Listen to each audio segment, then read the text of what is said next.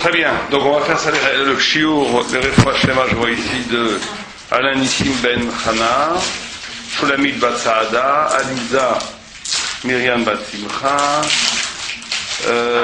Sinan Micha Bar Comment Siman Mecha Bat Marcel Mesada et la Lande Carole Chaya Léa Bat Anicha. Bien, on va parler un peu de la sortie d'Égypte, de l'Égypte, de Mitzrayim, et vous pouvez bien entendu poser des questions dès que vous ne comprenez pas, dès que vous avez une question, pas de problème, vous m'interrompez, vous posez une question. C'est même recommandé. Alors on va essayer de parler d'abord de qu'est-ce que c'est la Géoula, qu'est-ce que c'est s'arracher de la matière, qu'est-ce que c'est sortir d'Égypte. Qu'est-ce que c'est sortir d'Égypte? Vous savez que la notion de Géoula, c'est une notion qui traverse toute la Torah. Depuis l'origine même, dans le premier psukim de Bereshit, déjà, quand la Shrina plane al pnei Tehom, la Gemara, le Midrash, interprète que c'est Tohu, Bohu. Le Tohu, c'est Bavel, Bohu, c'est Madai, Rocher, c'est la Grèce, et Tohu, c'est Rome, parce qu'on n'en voit pas la fin. Donc on voit que depuis l'origine, la notion d'exil était déjà inscrite dans la Torah. Il y a donc presque, Kebiechol, une nécessité, puisqu'avant la faute, avant toute faute déjà, on voit qu'il y avait déjà une notion d'exil, puisqu'elle est écrite dans les premiers psukim de la Torah. Donc la notion d'exil serait nécessaire pour arriver à une vraie Géoula. Comme s'il fallait une galoute pour que la Géoula soit possible. Ça, on va essayer de comprendre pourquoi, c'est un des premiers points. La notion d'Égypte, aussi, on va essayer de comprendre qu'est-ce que c'est sortir d'Égypte, parce que c'est ça qui nous est demandé. Vous savez que les mitzvot, c'est jamais des commémorations, c'est pas comme les anciens combattants, c'est pas qu'on se souvient de choses, c'est qu'on revit les choses. Chaque fois, on revit les choses. Comme à Kippour, historiquement, Dieu a pardonné le peuple juif de la faute du veau d'or, mais c'est devenu, chaque année, un moment où on est pardonné. Et bien, de la même façon, Pessah, la sortie d'Égypte, c'est pas qu'on se souvient qu'on est sorti d'Égypte, c'est beaucoup plus que ça, on sort d'Égypte. Donc pour sortir d'Égypte, il faut savoir qu'est-ce que c'est l'Égypte. Si on ne sait pas ce que c'est l'Égypte, on ne peut pas sortir d'Égypte. Donc il faut se comprendre qu'est-ce que c'est l'Égypte, pourquoi il faut en sortir et comment on va en sortir. Et l'Égypte a pour nom Mitzrayim en hébreu. Et Mitzrayim, ça veut dire en hébreu Metzar Yam. Metzar Yam, ça veut dire la prison de la mer. Très étrange. Pourquoi l'Égypte s'appellerait la prison de la mer? La mer, en hébreu, c'est l'infini. Toujours la vigueur de l'infini. Vous savez que la mer, la gamatria, la valeur numérique de Yam, c'est Yud même. Yud, c'est 10, même c'est 40, c'est 50.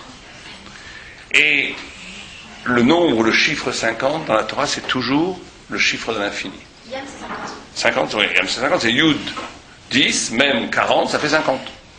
Et 50, c'est toujours le chiffre, le nombre qui symbolise l'infini dans la Torah. 7, c'est le nombre de la nature. 7 fois 7, c'est la nature à son maximum, puisque c'est la nature multipliée par elle-même. On arrive à 49. Et au bout de 50, c'est ce qui dépasse la nature, même la nature la plus absolue. C'est pour ça que chaque fois que vous avez 50, vous avez 50 jours entre le don de la Torah, entre la sortie d'Égypte et le don de la Torah. Vous avez les 49 ans, et à la 50e année, c'est l'année du Yovel, du jubilé, où tout le monde est libéré, etc. Vous avez 49 portes, porte de connaissance, la 50e, c'est le reflet de Dieu lui-même, etc., etc. Vous avez toujours le chiffre 50, qui est le symbole de l'infini, parce que c'est au-delà de la nature. Et donc Mitzrayim, ce serait une civilisation qui serait capable de mettre l'infini en prison. Pour ça aussi, il faut comprendre. Qu'est-ce que ça veut dire? Mettre la mer en prison. Yam, c'est la mer, mettre l'infini en prison. Qu'est-ce que ça veut dire? C'est tout ça qu'on va essayer de comprendre ce soir. Alors, pour comprendre ça, on va d'abord convoquer un midrash. Vous savez qu'il y a un midrash qui dit, justement, qui parle de la Géoula. Il y a un midrash qui dit que quand Yaakov Avinu a voulu révéler à ses enfants la fin des temps, il a demandé à tous ses enfants de venir autour de lui. Et il a dit, je vais vous révéler le Kates, la fin des temps. Alors bien entendu, c'est pas simplement qu'il a voulu révéler une date, comme les gens y croient, c'est pas qu'il a dit voilà, en 2009, il y aura le Mashiach qui va venir, non. c'est qu'il a voulu, le Kates, c'est le Messie lui-même, c'est la dimension du Messie, c'est une expérience spirituelle. Il a voulu montrer, vivre comme quand vous vivez Shabbat, si vous vivez vraiment un petit peu Shabbat, vous vivez un petit peu l'Olam Haba.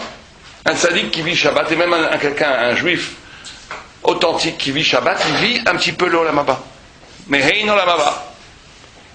Celui qui vit vraiment le Yom Tov c'est par rapport au Mashiach, il vit un petit peu le Mashiach, etc. C'est-à-dire qu'il y a une possibilité d'anticiper le temps. Un juif, il peut vivre ici-bas le Olam Haba. Au point où Moshe Rabbeinu, quand il devait mourir, sa neshama ne voulait plus aller au ciel. Elle a dit, moi je suis encore mieux dans le corps de Moshe Rabbeinu, il est aussi kadosh que le paradis. Donc j'ai pas besoin de monter au paradis. Il a fallu que Dieu lui-même vienne chercher l'âme de Moshe. Donc, quand il veut révéler à Yaakov Avinu le Kates, il veut faire vivre, anticiper, montrer le visage du Mashiach à tout Am Israël, puisqu'à ce moment-là, tout Am Israël est là. Il y a ses 12 fils, puis c'est les 2 fils de Yosef, tout le monde est là, tout Am Israël est là. Et Yaakov, il a une tradition que si Am Israël est ensemble, véritablement ensemble, la figure du Mashiach se révèle. Si on était tous ensemble, s'il n'y avait pas de discussion, des marloquettes entre nous, le Mashiach viendrait tout de suite. Donc Yaakov Avinu, il a voulu montrer à ses enfants le visage de Mashiach. Il a voulu faire apparaître la dimension du messianique, la dimension du Mashiach. Mais ce que j'essaie de vous dire, c'est que c'est pas qu'il a voulu leur donner, il n'a pas voulu lui donner une date, il va bien à telle époque. C'est qu'il a voulu révéler comme les faire monter à un niveau d'être, à un niveau spirituel. Qu'est le Mashiach? Qu'est le temps Mashiach? Un peu comme la différence quand on dort et quand on se réveille. Il a voulu, comme nous, notre vie actuellement, sans avoir la révélation messianique, c'est comme si on dormait. Il a voulu les réveiller à cette lumière messianique. Or, quand tout le monde connaît le Midrash, c'est la paracha que tout le monde connaît, à la fin elle est Satoum, et on dit que quand il a voulu révéler le Mashiach, tout s'est fermé. Or, il avait une tradition que quand Am Israël est ensemble, le Mashiach, il se révèle automatiquement. Donc, comme le Mashiach ne s'est pas révélé, qu'est-ce qu'il a dit? Il a dit, un d'entre vous n'est pas kasher, on n'est pas ensemble. C'est pas possible, puisqu'on a une Messora, on a une tradition, que si Am Israël est ensemble, tout le monde lève les Shem Shamaim, si tout le monde est avec Dieu et ensemble, le Mashiach, il se révèle. S'il ne se révèle pas, ça veut dire qu'on n'est pas ensemble. Donc un d'entre vous n'est pas kasher. Et à ce moment-là, les 12 fils de Yaakov répondent à Yaakov. Quelqu'un sait ce qui répond à Yaakov? Tout à fait. C'est de là que vient Shema Israël. Les 12 enfants disent, regardent Yaakov dans les yeux et lui disent, Shema Israël. Écoute, Israël, c'est le nom de Yaakov. Shema Israël. Écoute Israël. Hashem Elokeinu Hashem Echad. Ils lui répondent, Dieu est avec et un. On est tous kasher et on est tous avec toi. Et à ce moment-là, Yaakov, il dit une phrase très énigmatique. Il dit, Baruch Shem Kevot Malchuto Le'olam Vaed. Ça, c'est le Midrash. Première vue, ce Midrash est très étrange. Parce qu'on vient de dire que... Alors pourquoi le Mashiach ne s'est pas révélé? S'ils ont tous répondu, écoute Israël à notre Dieu et un, c'est qu'ils étaient tous là. Donc revient la question, pourquoi le Mashiach ne se révèle pas?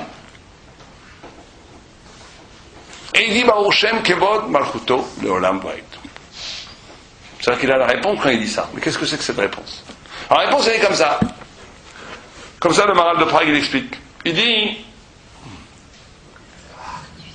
Comment? Baruch Shem, ça veut dire, béni soit le nom de la gloire du royaume de Dieu. On va traduire comme ça. Les Le'olam Vaed pour toujours. Vous savez que la kavana qu'on doit avoir quand on dit Baruch Shem Kevot Malchuto Le'olam Vaed après le Shema, c'est la même kavana qu'on doit avoir quand on dit Amen Yehei Shmei Rabbah. Donc on répond au Kaddish. La kavana qu'on doit avoir, le tour dans la halakha, c'est qu'on doit penser, on doit espérer le Mashiach et on doit espérer la destruction d'Amalek. Il y a une troisième kavana qu'on doit aussi être prêt à donner sa vie pour la Torah. Misurut Nefesh. Mais les deux kavanot qu'on doit avoir au début, que le tour amène, c'est qu'on doit espérer le Mashiach et espérer la destruction d'Amalek. Ça veut dire que, comme ça on explique, que Yaakov Avinu, il a compris à ce moment-là quelque chose d'incroyable. Il a compris qu'il croyait qu'on pouvait révéler le Mashiach entre nous, entre juifs. On est tous ensemble, le Mashiach va se révéler. Il a compris que c'est pas comme ça que ça se passe.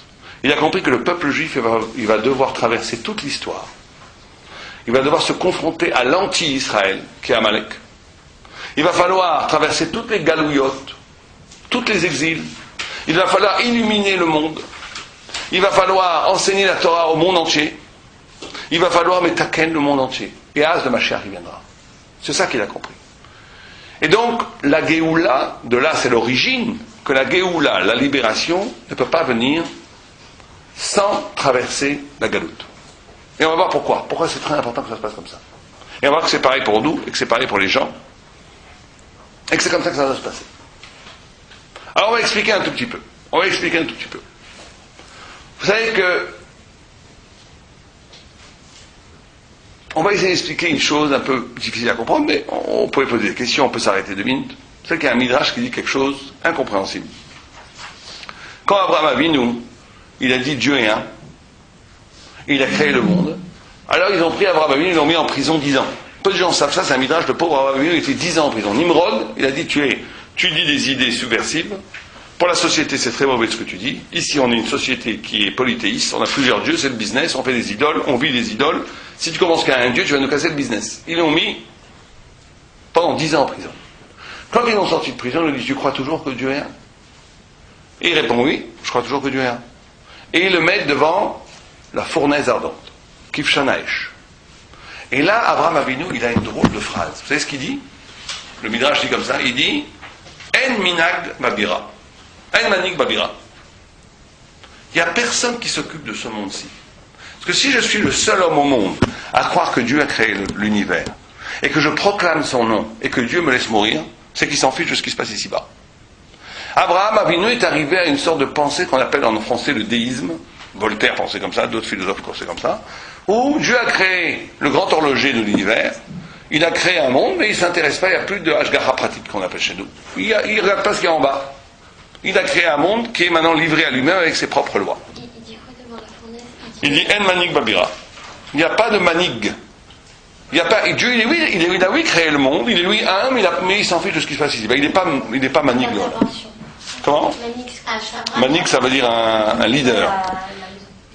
En manig babira, c'est qu'il n'y a pas de balaba, il n'y a pas de patron ici, il n'y a pas de quelqu'un qui s'occupe de ce qui se passe ici-bas. Abraham, il a pensé ça? Il a pensé ça? Parce qu'aujourd'hui, quelqu'un qui pense comme ça, c'est un apicos. Quelqu'un qui pense comme ça, c'est un hérétique. Bon, Abraham, il pense ça, c'est logique. Il dit, je suis le seul à croire que Dieu existe et il ne me sauve pas, il pense. On le jette dans le feu, il se jette dans le feu. Et dans le feu, Dieu le sauve des flammes. Un miracle se passe.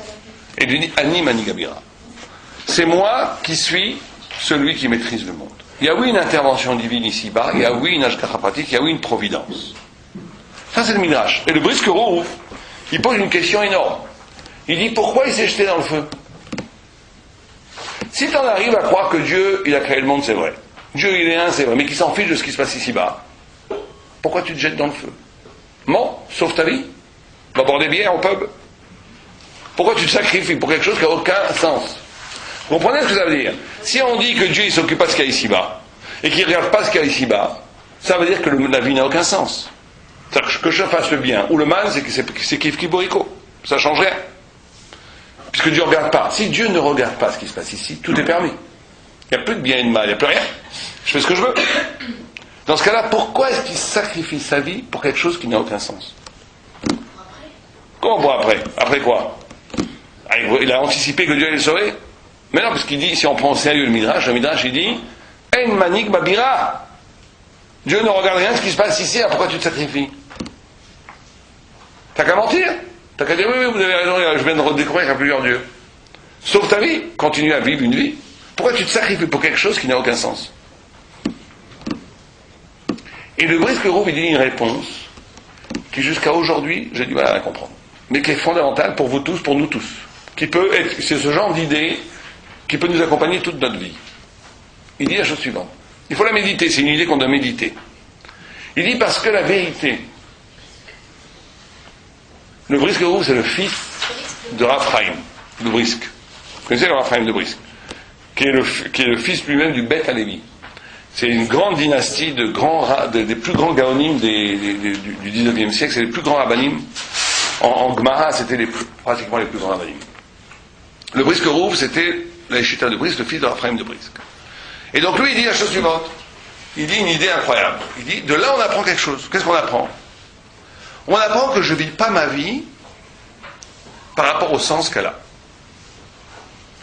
Je vis ma vie par rapport à la vérité. Si je crois que Dieu a créé le monde, et je sais que c'est vrai, ça, il le savait que c'était vrai, que Dieu est un, même si c'est absurde, même si ça n'a aucun sens, eh ben je vis ma vie parce que c'est la vérité. Maintenant, cette vie, elle n'a aucun sens, c'est pas grave. Je vis la vie parce qu'elle est vraie. Je fais les choses parce que c'est la vérité. Pas, bien sûr qu'on veut que les choses changent le monde. On veut modifier le monde. On veut que les choses aient un impact. On veut que nos mitzvot, elles rendent le monde meilleur, etc., etc. Mais si tu fais ça pour ça, c'est qu'à un moment donné, tu es tributaire du résultat. Alors que tu dois faire la mitzvot et ton engagement à la Torah, il doit être parce que c'est la vérité. En d'autres termes, pour ramener les choses un peu plus prosaïques, pour rendre les choses plus accessibles. Si je suis seul dans une île déserte avec des barbares, mettre mes tefilines, tout le monde se moque de moi et danse la java autour de moi, ça n'a aucun sens. Ça a l'air d'être ridicule. C'est pas grave. Je le fais parce que c'est la vérité. Je fais pas les choses pour changer le monde. Je fais les choses parce que c'est la vérité. Et Abraham Avinu, il a pensé ça tellement fort qu'il était prêt à mourir pour ça, même si c'était absurde. Mais là, quand il a dit ça, il a remis la vérité en question. Parce qu'il a dit. Non, lui, il est arrivé à une vérité que Dieu est un, c'était Vadaï. Que Dieu a créé le monde, c'est Vadaï. Ça, il n'a pas douté de ça. Mais il a dit, ce Dieu qui est un et qui a créé le monde, il ne s'occupe pas de ce qu'il y a ici-bas. Donc s'il ne s'occupe pas, ment, non. Si je mens, je dénature. Tu ne peux jamais mentir ce que tu crois, même si mentir n'a aucune afkamila. Tu ne mens pas et tu fais le bien et tu t'engages dans le bien, pas parce que ça donne un sens à ta vie ou pas un sens au monde. Parce que c'est la vérité. Même si cette vérité, elle n'a aucun sens. Ça montre un rapport, un attachement au vrai qui est plus fondamental que tout affect, que toute conséquence, que tout achachot. Donc, il ne faut pas faire les choses en pensant à la finalité Non, il faut faire les choses parce que, c'est ça qu'on dit l'ishma, il faut faire les choses parce qu'elles sont la vérité de Dieu. Mais il ne faut pas faire maintenant, il faut... le salaire, tout ça. C'est complètement. Maintenant, bien sûr qu'on veut aussi, en second lieu, que nos mitzvot, elles arrangent le monde. On veut aussi que nos mitzvot, elles apportent du bien. On veut que les choses s'améliorent, etc. Bien sûr qu'on veut tout ça. Mais ça ne doit pas être pour ça. Parce que si c'est pour ça, un jour, ça ne marche pas, tu vas dire alors je ne fais plus. Tu dois faire les choses parce qu'en soi, elles sont vraies. Pas parce qu'elles vont changer le monde. Maintenant, tu vas aussi essayer de changer le monde. Mais tu fais les choses parce qu'en soi, elles sont vraies. Maintenant, le sens qu'elles vont donner à ta vie, il y a des gens qui font la Torah parce que ça les arrange. Même psychologiquement. Il y a des gens qui font la Torah parce que ça donne un sens à leur vie. Il y a des gens qui font la Torah parce qu'ils ont besoin de se bâtir psychologiquement. Qui ont besoin de trouver un sens. Je ne dis pas que c'est mal. C'est bien, mais c'est pas suffisant. À un moment donné, il va falloir, et c'est ça la vraie liberté, on va voir, c'est d'être lié à quelque chose qui est plus profond que tous tes petits problèmes et donner sens à ta vie. Maintenant, c'est sûr que la Torah va donner un sens extraordinaire à ta vie, c'est sûr. Mais si tu fais ça pour ça, il y a un moment donné, il y a un problème, il y a une tâche. C'est qu'à un moment donné où ça ne te convient plus, alors tu deviens faible. Tu peux te désengager de la Torah. Alors que si ton attachement à la vérité, c'est parce que c'est la vérité, rien ne peut peut te détacher de cet engagement, parce que c'est la vérité. Oui, allez-y. Au début, on commence toujours par un peu par intérêt, on s'en mal, il manque quelque chose ou quoi. Au début, c'est toujours un peu par intérêt, mais c'est au fur et à mesure, justement, que... Bon, ça, c'est intéressant ce que vous dites. Vous savez que c'est une grande discussion chez les Balei Moussa. Ouais, c'est une grande discussion chez les Balei Moussa. L'olishma, balishma. Est-ce que c'est le Khatrila ou B'diavad? Vous savez ce que c'est le Khatrila ou B'diavad dans la halakha? Est-ce que c'est comme ça que ça se passe toujours, comme vous dites? Certains pensent comme vous dites. Il y a des penseurs de la Moussa qui disent on est obligé de passer par le l'olishma. On est obligé de passer par le lolishma. On n'est pas obligé, mais ça arrive. Non, eux, ils pensent comme ça. Ils pensent qu'un homme ne peut jamais aller directement au lishma. Parce qu'un homme, il est d'abord lui-même, il est d'abord intéressé, et après, il se désintéresse. Mais d'autres vues disent non. D'autres vues disent, un homme, en essence, il est structuré avec des choses qui est plus grand que lui. Il peut aller directement vers le lishma. C'est une grande discussion. Grande discussion dans le Balei Moussa. Bien. Oui. Mais c'est pas mal de rentrer dans la Torah par intérêt. Parce que dans tous les cas, au bout d'un moment... C'est une discussion, ce que je viens de dire. Il y en a qui disent que c'est B'diavad. C'est pas les Khatrila. Ah, mais bien sûr que c'est mieux que de ne pas le faire, c'est sûr. Ça, c'est sûr, tout le monde est d'accord sur ça. Mais certains disent que c'est mieux de ne pas le faire comme ça. Il faut aller directement dans l'essence. C'est comme Natina et Ahava ensuite. Là, Ira et Ahava, vous voulez dire? Non, Natina, quand on donne en donnant. Ah, en donnant, on aime. Non, ça c'est autre chose. En donnant, on aime, c'est parce qu'on investit dans quelqu'un. Quand on investit, on aime. Au début, on s'habitue si. Ouais. Mais Rab, je sais pas si... Enfin, on avait déjà parlé de ça. J'étais un cours de... Et vous aviez dit que vous étiez contre ceux qui disaient, par exemple, aux gens qui font venir les gens, parce que c'est vrai que les rabbinim, ils font venir les gens à la Torah en leur disant regardez, faites Shabbat, comment c'est beau, la simcha, respectez, si vous faites ça, vos parents, vos enfants vous respecteront. Si vous vous mariez avec un religieux, et ben, vous aurez plus de chances d'avoir un mariage réussi. Et c'est vrai que la plupart des rabbinim qui font venir les gens à la Torah par ça. Voilà, moi je pense que moi je pense que c'est pas la bonne voie, mais après, chacun fait ce qu'il veut. Alors quoi alors les gens ne peuvent pas faire des choix. Quelqu'un qui est très loin. Non, il faut faire confiance à la grandeur des gens. Il y a des gens, n'importe quel juif, n'importe quel homme, a soif de vérité. Il faut pas essayer de manipuler les gens. Il faut enseigner la vérité. Quand on enseigne la vérité, après les gens sont libres de l'apprendre ou de ne pas l'apprendre. Vous savez qu'il y a beaucoup de gens qui ont fait comme vous dites. Ça a fait des choix très problématiques des fois. Des gens qui ont fait choix pour parler, et après à un moment donné ça marche plus. Et ça se ressent beaucoup chez les enfants après. Quelqu'un qui fait tchouva parce que c'est vrai, sa tchouva est indéracinable. Et ça se fait passer sur les enfants. Très souvent la tchouva qui est par intérêt, ça se passe bien au niveau des parents, et tout se ressent par rapport aux enfants. Enfin, c'est une grande discussion pédagogique, c'est pas du tout notre sujet. Moi, je viens d'un enseignement de mes rabbinim qui m'ont enseigné qu'il faut surtout pas essayer de manipuler les gens pour les ramener en tchouva, il faut leur enseigner la vérité. Cette vérité, elle est prise, elle n'est pas prise, c'est la libre arbitre de chacun. Chacun fait ce qu'il veut après. Mais nous, notre boulot, c'est d'enseigner la vérité. Chacun fait après ce qu'il veut avec cette vérité. Mais si tu fais tout, en plus, il ne faut pas être tributaire. Si tu commences à vouloir ramener les gens de tchouva, comme les gens, tu deviens l'esclave de la liberté de l'autre. Toi, tu es là pour enseigner la vérité. Ils veulent pas, c'est son problème. Non, mais après, il faut faire le tri dans ce qu'on dit aux gens. Par exemple, là, quelqu'un qui est très loin, on ne va pas lui... Enfin, c'est juste adapter son discours, quoi. Oui, c'est sûr. Il n'y a pas de choses que tu ne peux pas dire. Tu peux tout dire. Simplement, il faut savoir le dire avec une forme qui est audible à la personne. Mais tu peux tout dire. Moi, j'avais un arabe qui enseignait des débutants qui venaient d'arriver le Birkat Shmuel, qui est le livre le plus difficile à comprendre en Gemara. Des gens, ils se cassaient tellement la tête dessus, après, ça les intéressait tellement, ils faisaient tchouva. Ils disaient, c'est magnifique. Ils étudiaient, ils rentraient, ils voyaient la beauté de la Torah. Et ils faisaient tchouva comme ça. Bien, c'est pas notre sujet, ça.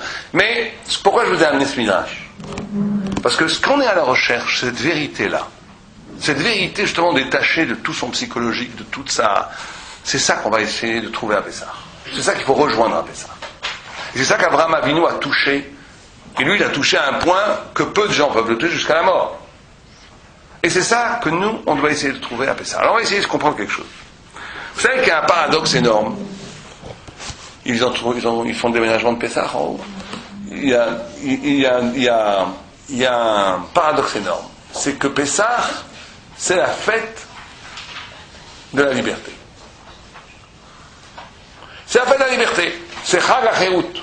Pessah, on est libre.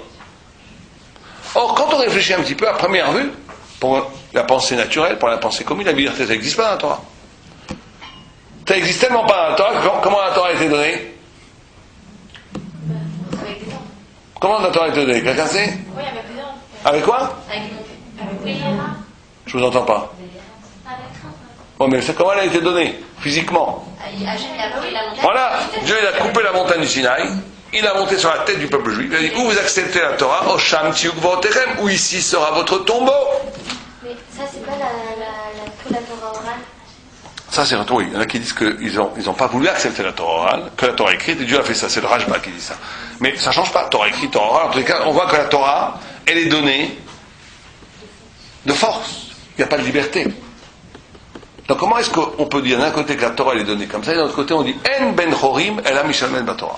Que la liberté n'est possible que pour celui qui étudie la Torah. Comment les deux choses, elles vont en même temps ? Comment on nous dit que la seule façon d'avoir la liberté, c'est la Torah, et d'un autre côté, on dit que la Torah elle est donnée sans liberté. C'est contradictoire. Alors, on va essayer de comprendre.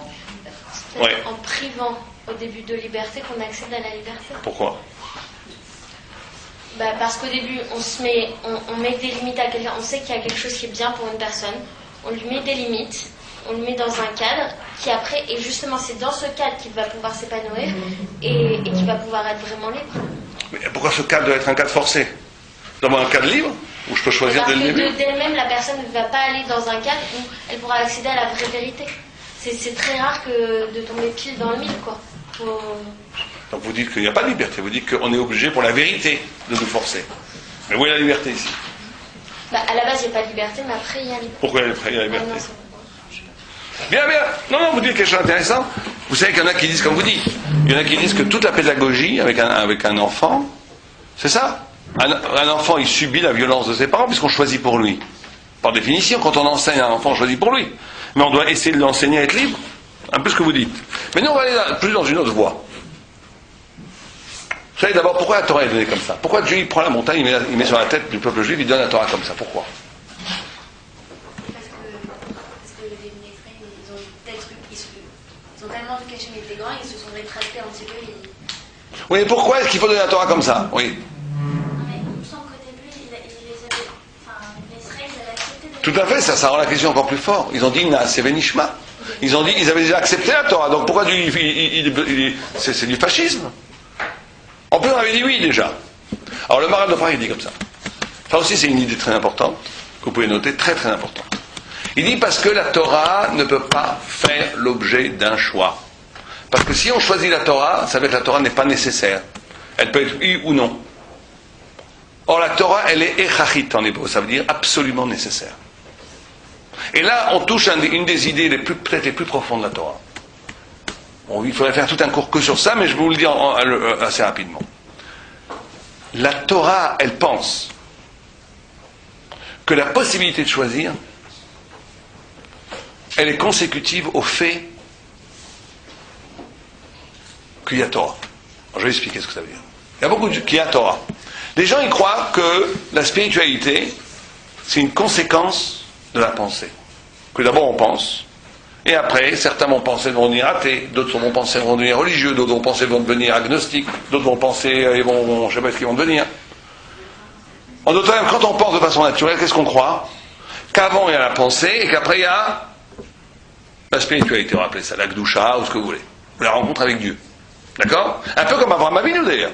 Abraham Avinu, il croit au début que c'est le soleil, le bon Dieu, après il dit non, c'est pas possible, parce qu'il meurt, et il y a la lune qui vient, donc c'est la lune, après il dit mais non, la lune aussi, elle meurt. Donc à la fin il dit il y a forcément quelque chose d'inconditionné, avant toute chose, qui s'appelle Dieu, qui a créé tout ça.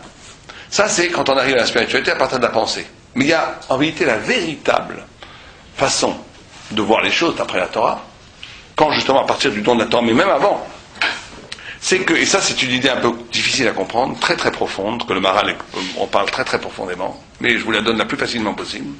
Lui il dit que, et ça se renverse tout, ça devient extraordinaire, parce que maintenant la discussion qu'on va avoir avec les athées, ça va être celle-ci. Lui il dit que l'homme est capable de penser, que la capacité de penser, la capacité de réfléchir, et donc la capacité de choisir, elle vient du fait que l'homme a rencontré Dieu. C'est parce que le fini qu'est l'homme rencontre l'infini qu'est Dieu, qu'il y a un choc, et que ce choc permet à l'âme de réfléchir. Et c'est pour ça qu'un computer ne pourra jamais penser. Vous pouvez mettre toute l'intelligence du monde dans un computer, il ne pourra jamais penser. Pas parce qu'il lui manque des neurones, pas parce qu'il lui manque de la mémoire, mais parce qu'il n'a aucun contact avec la divinité, c'est pas un être spirituel, donc il ne peut pas penser. Un animal ne pourra jamais penser, parce qu'il n'a pas de contact avec Dieu, donc il ne pourra jamais penser. Donc vous comprenez que ça devient absolument absurde de choisir la Torah, puisque la Torah est ce qui a permis de choisir. On ne choisit pas ses parents, on ne choisit pas son origine. L'origine même de la faculté de penser est consécutive au fait qu'il y a Torah. Donc on ne peut pas choisir la Torah. C'est ça la symbolique que Dieu il prend la montagne. Il prend la montagne pour nous dire ne me dis pas que tu vas choisir la Torah, parce que c'est la Torah qui fait que tu peux choisir. C'est la Torah qui fait que l'homme peut penser. C'est le traum, le choc avec l'infini, c'est le choc avec Dieu, la rencontre avec Dieu, qui ouvre la possibilité de réfléchir et donc de choisir qu'il y a dans l'homme. Vous comprenez ça? Et donc on ne peut pas choisir la Torah, c'est ridicule. Ça c'est la première idée qu'il y a. La deuxième idée qu'il dit, c'est parce que, et ça rejoint la première, c'est exactement la même, mais sur un autre angle. Il donne un exemple. Enfin moi je donne cet exemple, mais imaginons qu'un enfant meurt de faim. Il vient de vous demander à manger. Est-ce que vous allez réfléchir à ce moment-là? Non, vous donnez le pain tout de suite. Pourquoi? Parce que l'obligation de faire le bien est plus profonde que la réflexion sur le bien. L'obligation de faire le bien, elle est plus profonde que toute réflexion. Quelqu'un qui réfléchirait si c'est bien de donner à manger à un enfant qui meurt de faim, ça ne serait pas un philosophe, ça serait un salopard. Ça serait un méchant. Ça veut dire que l'obligation, mais ce que nous on comprend avec un enfant qui a faim, un tzaddik il le comprend pour toutes les mitzvot. Toutes les mitzvot, elles ont la même nécessité, la même impérieuse nécessité. On ne réfléchit pas, on fait. Ça c'est le pshat de Naaseh Benishma. Je fais, après je comprends. Parce que le faire est plus impératif. Il y a quelqu'un qui disait, on ne choisit pas le bien, on est choisi par le bien. On est choisi par le bien, on est obligé de faire le bien. Et c'est pour ça que la Torah elle est donnée comme ça. Elle est donnée pour dire que tu ne peux pas choisir le bien. Tu peux choisir de ne pas tuer. Tu ne peux pas choisir de ne pas tuer, il ne faut pas tuer. C'est essentiel à l'homme. Quelqu'un qui tue, il tue son homme. Celui qui tue, le meurtre, c'est le meurtre de soi-même. Tu ne peux pas tuer. C'est avant toute réflexion, c'est pas donné à choisir. Alors tuer, on comprend. Mais un tzaddik, il ne peut pas mettre du tefillin, pour lui, c'est la mort. Vous comprenez? Donc la Torah, elle est donnée comme ça, et c'est pour ça qu'elle est donnée comme ça. Et donc, à première vue, on comprend tout ça, c'est très bien. Donc nécessité, mais où est la liberté? Encore une fois, on comprend pourquoi on est obligé de faire le bien. On comprend pourquoi la Torah elle est donnée comme ça, mais on ne comprend toujours pas où ça mène la liberté. Où est-ce que la liberté est donnée là? Où est-ce que je suis libre? Donc je ne suis absolument pas libre. Je suis obligé de faire le bien. Très bien, je suis d'accord. Mais où est-ce que je suis libre? C'est ça qu'on doit comprendre ce soir. Comment les deux choses vont en même temps. L'absolue nécessité de faire le bien, l'absolue nécessité de la Torah, et que c'est pourtant pas un obstacle à mon absolue liberté. C'est ça qu'on doit comprendre. Si on a compris ça ce soir, on a gagné. Vous allez rentrer dans Pessar bien. On va essayer de comprendre ça. Alors pour comprendre ça d'abord, vous savez que hier soir je vais faire un mea culpa général au cinéma, mais pas pour aller voir des films parce que je ne vois pas de films. J'étais invité à le festival du film israélien actuellement. Ils ont fait un film très anti-Torah. Et ils ont dit, est-ce que vous ne voulez pas faire un débat? Après, moi j'ai dit d'accord. Je suis arrivé, j'étais au débat. Avec les Apicorsim, alors là, on ne fait pas mieux aujourd'hui. Un film vraiment anti-Torah. Moi j'ai pas vu le film, je voulais pas voir le film, je voulais pas être dans la salle, mais j'ai dit, je viens après. Il m'a raconté le film. Et je leur ai dit la chose suivante. Je leur ai dit que tout dépend. Je vais pas en parler plein de choses. Vous savez, toujours les mêmes questions. Ils ont fait l'armée, pas faire l'armée, pourquoi vous ne faites pas l'armée, pourquoi, bon. Toutes ces questions-là, tous les trucs classiques anti-religieux. Et j'aurais dit en vérité, toute notre discussion, elle ne dépend que d'une grande discussion. Une grande discussion. Vous savez que toute la discussion qu'on a avec les Apicorsim, elle dépend que d'une seule grande discussion. On peut tout ramener à une seule discussion. Qu'est-ce qui est avant? Le Chomer ou la Tzoura? Vous savez que sortir d'Égypte, c'est sortir du Chomer, sortir de la matière. Et on dit vous n'oubliez pas ce qu'on a dit au début, que l'Égypte, elle met l'infini en prison. Ça veut dire quoi mettre l'infini en prison? Ça veut dire mettre la spiritualité en prison. Alors je vais expliquer quelque chose encore une fois ici qui est aussi très important. Vous pouvez expliquer c'est quoi le Chomer? Chomer c'est la matière, et la Tzoura c'est la forme, c'est-à-dire la pensée, l'idée, la spiritualité si vous préférez. Et vous savez qu'on pourrait résumer toutes les discussions qu'on a avec les gentils juifs, on pourrait tous les résumer à une grande discussion. Qu'est-ce qui est premier? Qu'est-ce qui est premier? Le Chomer ou la Tzoura? La matière ou la forme? La matière ou la forme? Ça veut dire quoi? Je vous donne un exemple. Vous savez que la majorité aujourd'hui des scientifiques, qu'est-ce qu'ils pensent? Ils pensent, il y a des chaises ici,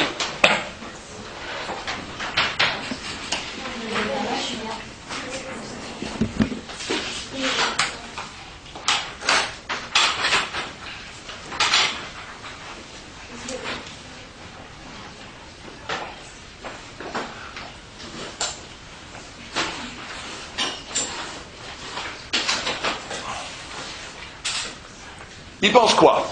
Ils pensent comme les Égyptiens. Ils pensent qu'au début, il y a le Big Bang, énergie.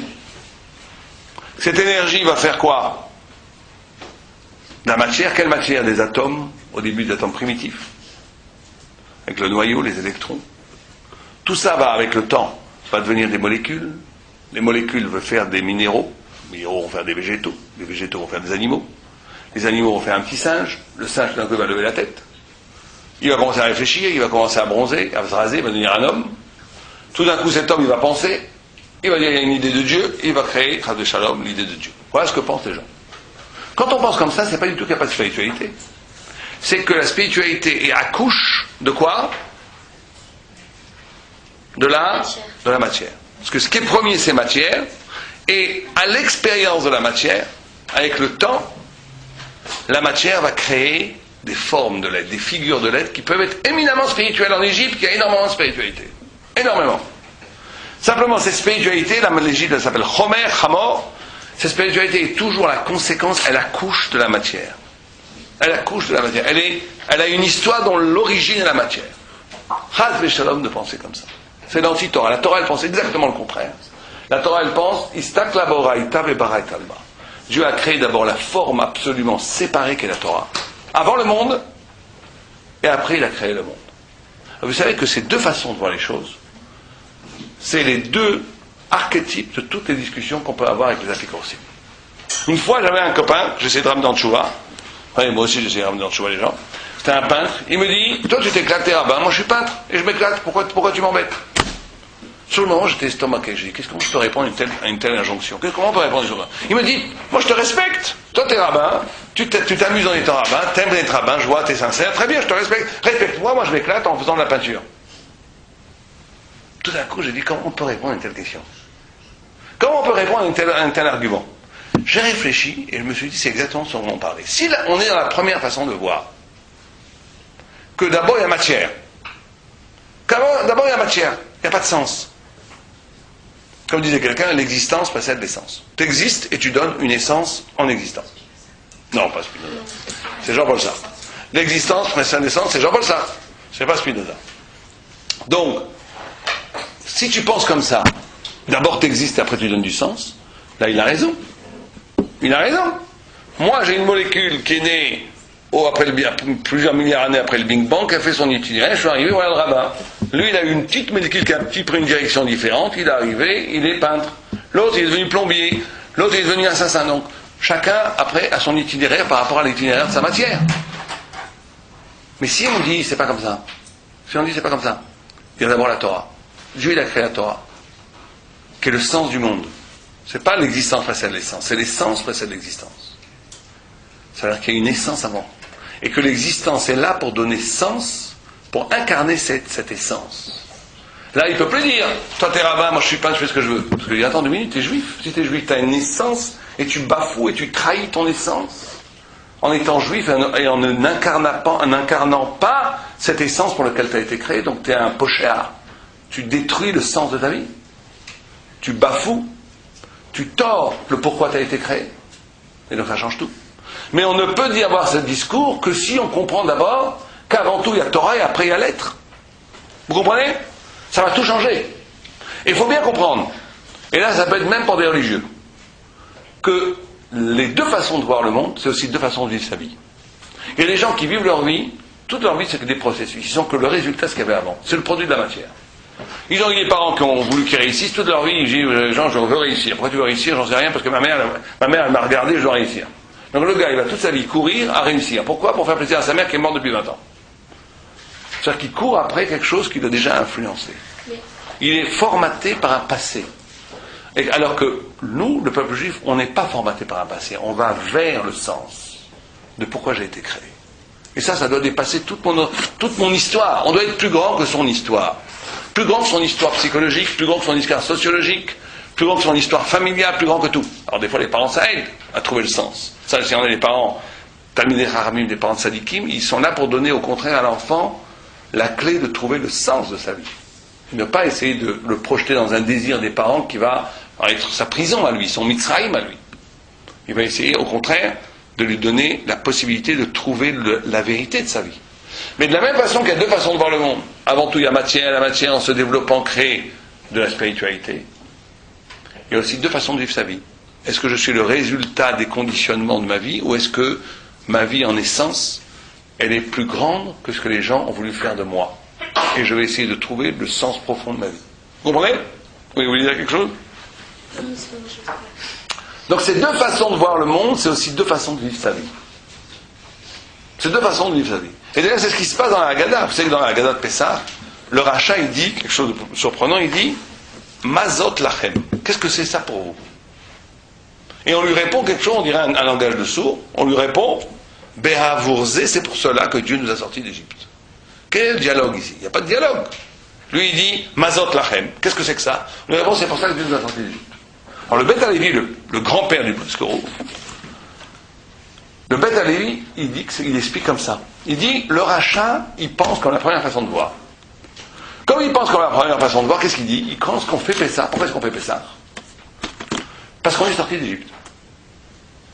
Il croit qu'on commémore que la spiritualité qui s'appelle la nuit du Seder est la conséquence de l'événement historique sorti d'Égypte. D'ailleurs, beaucoup de gens croient ça. Il faut faire attention à ça. Même beaucoup de gens qui sont très cachés, ils pensent comme ça. Que pourquoi on fait l'Égypte? Pour se souvenir qu'on est sorti. Pourquoi on fait, excusez-moi, le Seder? Pour se souvenir qu'on est sorti d'Égypte. Mais c'est pas ça le pshat. Parce que lui, qu'est-ce qu'il pense le rachat? Le rachat, il dit ça fait 3000 ans qu'on commémore un événement qui s'est passé il y a 3000 ans. Depuis, il y a eu d'autres choses. On pourrait commémorer d'autres choses. Parce que lui, il croit que le Seder qui est la spiritualité, est le résultat de l'événement matériel, matière donc, qui s'appelle sortie d'Égypte. Qu'est-ce qu'on lui répond? On lui répond c'est exactement le contraire qui est vrai. C'est pour ça que Dieu nous a sortis d'Égypte. En d'autres termes, la notion du Seder, c'est quelque chose qui a toujours existé. La notion de liberté, de Géoula, de s'arracher à la matière, c'est quelque chose qui a toujours existé. Abraham Avinu, il faisait déjà le Seder, avant la sortie d'Égypte. Simplement, Dieu ne voulant pas qu'on ait une spiritualité complètement abstraite, ne voulant pas qu'on vit dans les nuages, voulant donner une dimension historique, réelle à la liberté, il a créé la sortie d'Égypte. Comme vous voyez, c'est le contraire. On croit de façon naturelle que pourquoi est-ce qu'on fait le Seder? Parce qu'on est sorti d'Égypte. On dirait que la sortie d'Égypte, que le Seder c'est qu'une conséquence de la sortie d'Égypte. Et dit le Beth Alevi, c'est le contraire qui est vrai. La sortie d'Égypte, c'est-à-dire l'extraordinaire événement historique qui est qu'un peuple est arraché de l'esclavage égyptien, tout ça est le résultat de la tsura, de la forme séparée qui s'appelle la liberté, la Géoula. Le fait que Dieu veut que Am Israël soit libre. Ce n'est qu'un résultat, ce n'est pas une cause. Et c'est toujours comme ça dans la vie. Qu'est-ce que la cause? Est-ce que la cause de votre vie, c'est les événements? Ou est-ce que la cause de votre vie, c'est l'énigme? Qu'est-ce que vous cherchez? La spiritualité qui est en vous, la génialité qui est en vous. Comme quand Dieu il dit à Abraham, Lech Lecha, va vers toi. Il ne lui dit pas va dans un endroit, il dit va vers toi. Va vers ta génialité, va vers ce qui est extraordinaire chez toi. Va chercher la profondeur lumineuse, divine qui est en toi. Les événements, ils ne te déterminent pas. Un tzaddik, il n'est pas déterminé par la vie. Il est plus grand que la vie. La vie, c'est un instrument pour trouver le sens profond de son être. Et c'est ça, sortir d'Égypte. On va arriver ici à la notion de liberté. Maintenant, on comprend bien que si on est dans la première façon de voir les choses, il n'y a pas de liberté possible. Puisque le gars, il est peintre parce qu'il a une itinéraire. L'autre, il est rabbin parce qu'il a un itinéraire. L'autre, il est plombier. Donc ça veut dire qu'on est tous déterminés. Donc il n'y a aucune liberté possible en réalité. On n'est que le produit de la matière. Donc pas de liberté. À la limite, tu ne pourrais même pas mettre un gars en prison. Là, les avocats, ils font que ça. Ils disent pourquoi je vais aller tuer ça? Parce qu'il a des trucs comme ça. On dit il est la conséquence de la vie. Mais si on est dans la deuxième façon, et là, regardez, il y a quelque chose d'assez extraordinaire. Vous savez que la Torah, quand elle est donnée, quand les Asara Divrot sont données, les 10 paroles, il faut pas dire commandements, parce que justement, ce n'est pas des commandements, c'est les paroles de Dieu, Asara Divrot, les 10 paroles. Quand elles sont données, Dieu dit, la Gemara, elle dit, ne lis pas Harut, gravé, les 10 paroles de Dieu gravées, lis Cherut, lis liberté, dis liberté. C'est bizarre. En quoi est-ce que les paroles de Dieu qui sont tu ne tueras point, tu ne convoiteras pas, etc., qui sont des lois d'acier, en quoi c'est la figure de la liberté? Si quelqu'un, un poète, voulait donner une image de la liberté, il prendrait un papillon, des fleurs. Là, on nous dit que la liberté, c'est les 10 commandements. Atikra charut à la luchot, et la cherut à la luchot. Liberté dans les tables. Où est-ce qu'il y a liberté ici? Alors là, on va arriver au point, on va commencer à comprendre ce que vous voulez comprendre. Si je vous demandais qu'est-ce que c'est être libre, qu'est-ce que vous répondrez? C'est quoi être libre? Être en accord avec ce qu'on a envie de faire, enfin, être en accord avec ce qu'on pense. Être en accord avec ce qu'on pense. Ne pas être soumis avec ses instincts. Ne pas être soumis à ses instincts. Allez-y, d'autres propositions. Qu'est-ce que c'est être libre? S'autodéterminer. Comment? Ne pas avoir de contraintes. S'élever au-dessus de... S'élever au-dessus Enfin, que justement, on aille au-delà de ce... Des déterminismes, des cheminements, des processus. Ouais, vous êtes tout prêts, hein. Allez-y. Vous voulez dire quelque chose? Non? Faire des choix. Comment? Faire des choix. Faire des choix. Bon, on l'a dit ici pratiquement la réponse, c'est très bien. Le Maharal parle d'une définition de la vérité, de la liberté qui est extraordinaire. Il dit, enfin qui est très simple en vérité, très simple, mais qu'il n'y en a pas d'autre. Il dit la liberté, la vraie liberté, c'est quoi? C'est d'être soi-même. D'être soi-même, c'est la liberté. En d'autres termes, si je ne suis pas moi-même, je ne suis pas libre. Comme un esclave, comme un maître, il me fouette pour travailler. Je vis le rythme du maître, je vis le temps du maître. Je ne vis pas ma vie, je ne vis pas mon temps. Je fais un travail qui n'a aucun rapport avec moi. Ben, je ne suis pas moi-même, donc je ne suis pas libre. Mais encore une fois, c'est pour ça que c'est pas ce que je veux faire, pas de contrainte, parce que je peux vouloir faire des choses qui n'ont aucun rapport avec moi. Je veux faire ce que la publicité m'a dit que je dois vouloir. Ou je veux faire ce que mes parents ont voulu que je fasse. Ou je veux faire ce que la société veut que je fasse. Donc ça, c'est pas la liberté. La liberté, c'est d'être soi-même, profondément soi-même. Donc écoutez bien là maintenant. Quand on dit que les tables de la loi, ça s'appelle chérout, ça s'appelle liberté. La logique de la démonstration voudrait que quoi alors? Voudrait dire, en quoi, si la liberté, c'est d'être soi-même, donc si on te dit que la Torah, c'est la liberté, alors on est tous la Torah. Exactement. C'est-à-dire que vous comprenez maintenant que les mitzvot, c'est pas quelque chose d'extérieur. C'est pas une injonction extérieure. Dieu fait. C'est une partie intime de mon être. Sinon, je serais pas libre.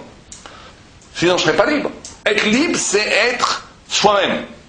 Or, si la Torah te dit, quand tu fais les commandements, tu es toi-même, tu es libre, ça veut dire qu'en faisant les commandements, tu deviens véritablement toi-même. Sinon, tu ne serais pas libre. Alors, pour comprendre ça, je finis ça. Pour comprendre ça, on va prendre le premier commandement. Non, plutôt le 6e. Quel est le 6e commandement? Je respecte jamais. Ah non, ça c'est le 4e. C'est entre le vis-à-vis. Vous connaissez pas les 10 commandements par cœur? C'est vis-à-vis. Non, ça c'est le 7e. Non, c'est Ne pas tuer, c'est facile parce que le premier. Bon, là on va faire juste une aparté parce que c'est rigolo. Anochi Hachem, je suis Dieu, premier commandement. 6e qui est en face, c'est quoi? Tu ne tueras point. Tu ne tueras point, c'est pareil que je suis Dieu. Parce que si tu sais que Dieu existe, tu ne peux pas tuer. Parce que tout le monde a été créé à l'image de Dieu. 2e commandement, c'est quoi? Tu ne feras pas d'idole. Le 7e qui est en face, c'est tu ne feras pas d'adultère. C'est pareil, un seul Dieu. Un seul Dieu, la fidélité à Dieu, la fidélité aussi dans le couple, etc. 3e commandement, c'est tu ne diras pas le nom de Dieu en vain. Le vol, pour ça, il y a tout il y a tout un truc. 4e commandement, c'est Shabbat. Le 9e qui est en face, c'est tu ne feras pas de faux témoignage, parce que Shabbat est un témoignage. Et le 5e, c'est tu respecteras tes parents. Et le 10e, c'est tu ne convoiteras pas. Quel est le rapport entre convoiter et on fait une petite aparté, ça n'a aucun rapport avec le cours, mais juste puisqu'on parlait des 10 commandements. Quel rapport entre convoiter, ne pas convoiter et respecter ses parents? Convoiter, ça voudrait dire qu'on met en cause ce que nos parents nous ont donné, ce qu'on a. Bravo, très bien, très très bien. Ne pas convoiter, si je convoite, la convoitise profondément, c'est le fait de ne pas être à l'aise avec ce que je suis. C'est désirer quelque chose qui n'est pas moi. Donc ne pas respecter d'où je viens. Donc ne pas respecter ses parents, quelque part. Donc tout est dit. Ça, c'est les 10 commandements. Donc les 10 commandements, si on dit que c'est lié, on reprend le 6e, pour comprendre que la Torah, c'est une partie de nous-mêmes. Quand j'ai dit tu ne tueras point, vous pouvez tuer, je vous demande de tuer votre voisine, vous pouvez le faire? Pourquoi pas? Si vous ne le faites pas parce que Dieu vous dit de ne pas le faire, ou parce que c'est une partie de vous? Les deux. Les deux. Donc vous voyez que vous avez au moins un commandement, vous comprenez que c'est une partie de moi-même. Si vous tuez votre voisine sur votre droite, sur votre gauche, là tout de suite, c'est pas simplement que vous enfrayez, vous enfrayez, non, c'est pas comme ça qu'on dit en français, que vous, en tous les cas, que vous rompez, que vous n'écoutez pas le commandement de Dieu qui dit tu ne tueras point, c'est que vous vous détruisez vous-même. Donc tu ne tueras point, qui est une parole de Torah, est une définition de vous-même. Simplement le tzaddik, ce que nous on comprend à partir de tu ne tueras point, le tzaddik il le comprend pour toutes les mitzvot. Les tfilin, je sais que chaque mitzvah correspond à une partie du corps. Les tfilin, c'est le rapport entre la main, le cœur, la tête. Le soir de Pessah, quand on doit parler, raconter la sortie d'Égypte, c'est la rédemption, le fait de rédimer la parole. Chaque mitzvah correspond à un khélek de mon être. Et donc là, on arrive à la vraie liberté. Et c'est là où on arrive au point culminant de ce qu'on veut dire. c'est que cette vraie liberté n'est possible que parce que justement, elle est la rencontre du fini et de l'infini. Vous savez qu'on dit, et là je vais prendre 3 minutes pour expliquer ça, c'est qu'on dit que quelqu'un est joyeux. Quelqu'un est joyeux, véritablement joyeux, que s'il vit sa vie. Il peut avoir une vie très difficile, mais s'il vit sa vie, il est joyeux. Quelqu'un il peut avoir tout l'argent du monde, la Rolls-Royce, le super appartement, dans le tout ce que vous voulez, même le bonheur conjugal, tout ce que vous voulez, des enfants très gentils. Moi j'ai connu des gens comme ça, ils avaient tout, mais ils étaient tristes. Et quand j'essayais de comprendre pourquoi on essayait de voir pourquoi ils étaient tristes, en vérité parce que les gens ils sentaient qu'ils ne vivaient pas leur vie. Mais ils avaient tout reçu, mais ils sentaient qu'ils ne vivaient pas leur vie. Et il y a des gens qui vivent leur vie, c'est dur, mais ils vivent leur vie, ils sont très heureux. Parce qu'ils vivent leur vie, ils savent que ce qu'ils vivent, c'est à eux. C'est à eux, ça on ne pourra jamais leur enlever. La joie, et vous savez que la Torah, quand elle appelle un tefar c'est une poignée à peu près, c'est 10 cm, quand il est exactement comme ça, un 10 cm sans être même légèrement plus grand, la Torah l'appelle un tefar atzouv, un triste tefar. Quand il est un tout petit peu plus large, c'est un tefar, mais il est un peu plus large, la Gemara l'appelle un tefar sameach. Parce que la joie, c'est justement d'être soi-même dans une dimension plus grande que toi-même. C'est pour ça qu'on est très joyeux quand on marie ses enfants. Il paraît, moi je n'ai pas encore marié un de mes enfants, mais il paraît que quand on marie ses enfants, on est très joyeux. Pourquoi ? Parce que c'est moi, mais en même temps c'est pas moi. C'est qu'à la naissance d'un enfant, c'est comme ça. Dans un enfant, on est incroyablement heureux. Pourquoi ? Parce que c'est en même temps moi, parce que l'enfant c'est moi, mais c'est en même temps pas moi. C'est moi dans une dimension qui me dépasse. C'est pareil quand on écrit un livre, on est tout heureux, parce qu'on a écrit quelque chose qui est moi, c'est moi, on a mis le sang de l'âme pour écrire ce livre. Mais en même temps, ça me dépasse. Quand les gens vont le lire, l'interpréter, ça sera plus moi, etc., etc. Donc, la joie, c'est cette capacité d'être véritablement soi-même, toucher à la vérité de soi, mais dans une dimension qui est plus petite que son ego, on va dire, que sa petitesse d'égotique, que sa petite ego à soi. Et ça, c'est les mitzvot. Parce que les mitzvot, c'est cette double relation. La mitzvah, c'est tant parce que vous avez dit les deux. C'est très très vrai quand vous dites les deux. Parce que la mitzvah, c'est en même temps la parole du Dieu vivant, donc une dimension infinie. C'est pas que moi la mitzvah. C'est la parole de Dieu, donc c'est la parole de l'infini. Donc c'est une dimension infinie. Ensof. On peut étudier une mitzvah toute sa vie, on ne la comprendra pas jusqu'au bout.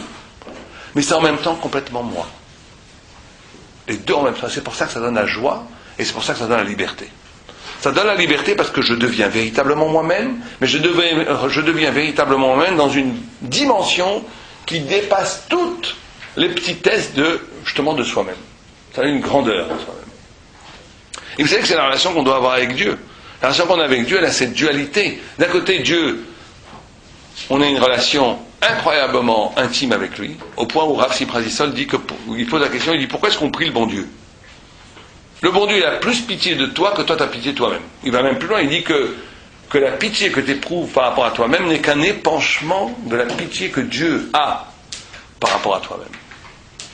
Donc il n'y a pas plus proche qu'un être plus proche que toi que Dieu. D'un autre côté, on nous dit que Dieu, tu ne peux jamais savoir qui il est. C'est infini. Il ne faut jamais le réduire. Comme Rachid dit, il ne faut pas faire des alidim, des petits dieux qui tu réduis à toi à la superstition.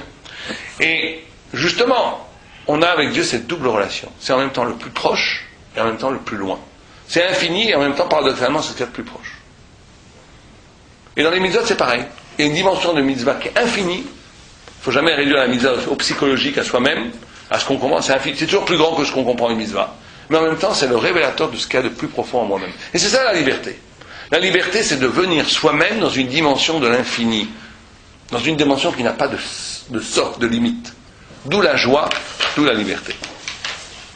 Et donc c'est ça, fait ça. Et donc quand on disait que l'Égypte, c'est c'est de mettre la prison dans la mer, mettre l'infini dans la mer, c'est parce que l'Égypte met la spiritualité comme un résultat de processus. La spiritualité existe en Égypte, mais il vient du Chomer. Il met la prison dans la mer. Et nous, sortir d'Égypte, c'est sortir de cette façon-là, de cette vision-là, aussi bien conceptuellement qu'existentiellement. Aussi dans notre façon de penser que dans notre façon de vivre. Ne plus être le résultat de processus. Alors pour finir, parce qu'il faut bien finir, on va prendre 2 ou 3 mitzvot qu'on fait au Seder, on va les comprendre par rapport à ce qu'on a dit. On va vous demander, on va voir maintenant si vous avez bien compris le cours. La matzah, elle gonfle pas, on la mange. Ça symbolise quoi par rapport à ce qu'on vient de dire ? Hein ? On s'arrache au temps, oui. Comment ? On s'arrache à Au processus. Au processus. Ouais, Un pain, normalement, pour gonfler, il prend le temps qui va, le temps mondain, le temps du monde, il doit gonfler. Là, il y a un court-circuitage des processus. C'est pour ça qu'on mange la matzah. Le maror, ça on n'a pas tellement parlé. Le maror, c'est par rapport à Israël, à Jacob, ce qu'on a dit au début, le midrash de Jacob. C'est qu'au sein même de la liberté, il va falloir intégrer le malheur. En d'autres termes, quelqu'un n'est pas libre, et ça c'est très important aussi. Quelqu'un n'est pas libre si quand il est libre, il occulte, il est encore esclave quand il était en prison. Quelqu'un qui est complètement libre, il est même libre quand il était en prison. Quelqu'un qui est complètement libre, il se dit que même quand j'étais en prison, en vérité j'étais un homme libre. Il y avait un rabbin qui disait, on peut être un roi dans sa tanière. On peut être un roi dans son petit studio au 6e étage.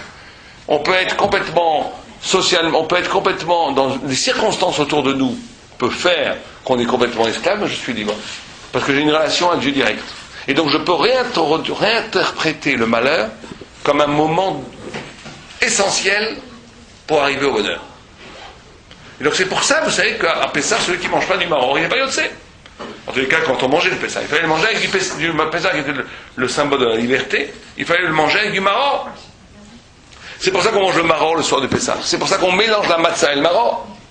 Au cœur même de la matzah, qui est le symbole de la liberté, on intègre le malheur, parce que le malheur lui-même, ou l'épreuve de traverser le malheur, il doit être intégré dans la liberté. Et la dernière chose qu'on doit faire aussi à Pessah, c'est parler. Celui qui ne raconterait pas ce qui s'est passé à Pessah, celui qui juste lirait la Haggadah, il ne ferait pas la mitzvah. Il faut parler. La parole elle-même est libératrice. La parole, l'expérience de la parole, parce que la parole, encore une fois, parler, si on parle vraiment, la parole, c'est le lieu de la rencontre du fini et de l'infini. Parce que la parole, elle est animée par la neshama qui est infinie, mais c'est le corps qui parle, c'est la bouche, c'est la chair qui parle. C'est la rencontre, c'est Pélé, la Gemara l'appelle, la Torah l'appelle, qui afflie Neder. Pélé, c'est quelque chose de merveilleux, la parole. Parce que c'est la rencontre de l'infini et du fini. Et donc c'est le lieu même de la liberté. Donc il faut parler. Et il faut parler pas n'importe quoi, il ne faut pas parler n'importe comment, il faut poser des kushiyot, des she'ela et des tshuvot. Celui qui raconterait simplement ne serait pas yotzé. Il faut poser des questions et répondre et donner des réponses. C'est comme ça qu'on doit vivre le Seder. Pourquoi est-ce qu'il faut poser des questions d'après vous? Susciter des interrogations. Mais pourquoi si c'était que ça, ça n'empêcherait pas de faire la mitzvah.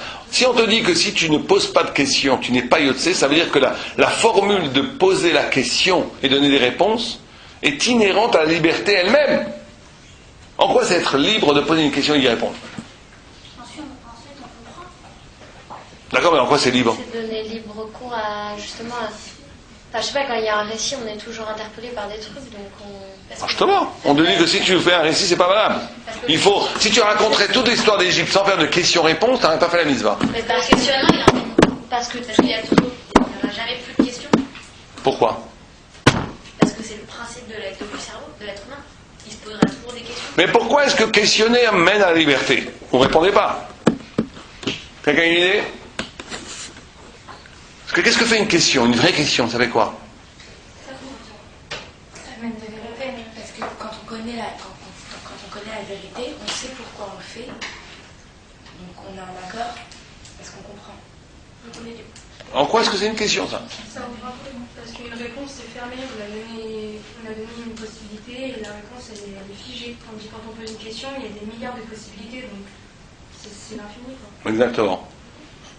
Exactement ce que dit les Chazal. La question a le pouvoir de casser les certitudes et donc d'ouvrir à l'infini des possibilités. Mais il faut une réponse après. C'est que c'est la grande différence. La Torah, c'est qu'il y a deux façons de vivre là aussi. On peut douter c'est nul. Le sofek de l'Agma, c'est la même qu'Amatria Kamalek. Sofek, douter, c'est nul. Par contre, questionner, c'est génial. Oui? La question a le pouvoir de casser. La question a le pouvoir, on pourrait presque dire, elle casse un psychisme de la satisfaction. Des structures, on sait déjà, les gens ils savent tout. Mais quand tu sais tout, tu es un idiot. Il faut à un moment donné casser ce qu'on sait pour ouvrir des possibilités plus grandes. Et c'est pour ça qu'il n'y a pas deux lignes dans la Gemara où il n'y a pas une question. Il n'y a pas 3 lignes dans la Gemara où il n'y a pas une question. Il n'y a pas une page de Talmud où il n'y a pas 10 questions. Il y a toujours des questions et des questions. Au point, vous savez que Chokhmah, c'est l'anagramme de quoi? Vous savez, quelqu'un sait Chokhmah? Chokhmah qui est l'intelligence en Torah, c'est un anagramme de quoi? C'est le mot de quoi? Ça veut dire quoi? Chokhmah, ça veut dire Koachma. Le pouvoir de questionner. Le pouvoir de questionner. Koach ma. Parce que la question, comme vous dites, elle casse l'architecture conceptuelle dans laquelle j'habitais pour m'ouvrir à une possibilité plus large. Elle me fait sortir de la prison conceptuelle. Non, il faut donner des réponses. Il ne faut pas douter. Douter, c'est nul. Parce que douter, en fait, celui qui doute, c'est très bourgeois, c'est très petit. Je doute pour ne rien faire. Je me désengage. Ouais, peut-être bien que oui, peut-être bien que non, peut-être bien que oui, peut-être bien que non, donc je fais rien. Ça, c'est une façon très confortable pour ne pas avancer. La question, elle est formidable parce qu'elle soulève. Questionner, c'est génial. Douter, c'est nul. Le juif, il questionne, il doute pas. Mais il questionne. Chaque chose qu'il sait, il interroge. Parce que le questionnement, il ouvre des perspectives de sens. Et après, on accueille la réponse qui ferme, mais qui ouvre une lumière. Et après, dans cette lumière elle-même, tu la re-questionnes. Et c'est infini. Et donc, tu t'approches de plus en plus avec Dieu. C'est pour ça que c'est un discours de la liberté. Elle a quelque chose de très rigolo par rapport à Oma. Comment vous dites quoi en hébreu? Quand vous dites l'eau en hébreu? Maïm. Le pluriel des quoi? L'eau, c'est En Maïm et la Torah. L'eau, la Torah, c'est le pluriel des questionnements. Donc, quand vous dites quoi en anglais? Quand vous dites l'eau? Water. Quand vous dites quoi en allemand? Was. Wasser. Comment vous dites par exemple quoi en français? L'origine latine? Quid, aqua, même racine. Il y a dans l'inconscient humain, il y a ce rapport entre le questionnement et l'eau. Questionnement et l'eau, qu'est la Torah. Et comme ça reste en trace dans l'inconscient humain. Donc c'est ça qu'il va falloir essayer de faire pendant Pessah, de s'arracher. On va résumer et on pouvait poser des questions. Il faut essayer pendant Pessah de s'arracher à tous les processus, d'essayer de comprendre, de méditer pourquoi je suis là, qu'est-ce que je vais faire, quel est le sens, vers quoi je dois aller, au-delà de tous les processus qui ont fait que je suis aujourd'hui, et parler et raconter aussi à l'autre, parler à la sortie d'Égypte et d'expérimenter dans la parole elle-même l'expérience de la liberté. Quand je parle véritablement, c'est la liberté. Une fois j'ai dit à quelqu'un qui ne croyait pas à la liberté, j'ai dit le fait même que tu poses une question, ça prouve que tu es libre. Le pouvoir de poser des questions, c'est l'expérience de la liberté. Est-ce qu'il y a des questions? Justement, est-ce qu'il y a des questions? Pas de questions?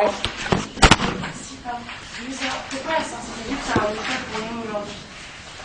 Vous avez dit c'est un résultat. C'est un résultat, c'est la sortie d'Égypte. Dans les faits, c'est quelque chose qui est dû au fait que Dieu avait déjà créé la notion de liberté.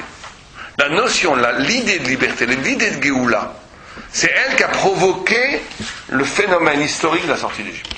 C'est pas que l'idée de la liberté est venue après la sortie d'Égypte. D'autres questions? Non. Kol Tov, Pesach Hashem et Sameach.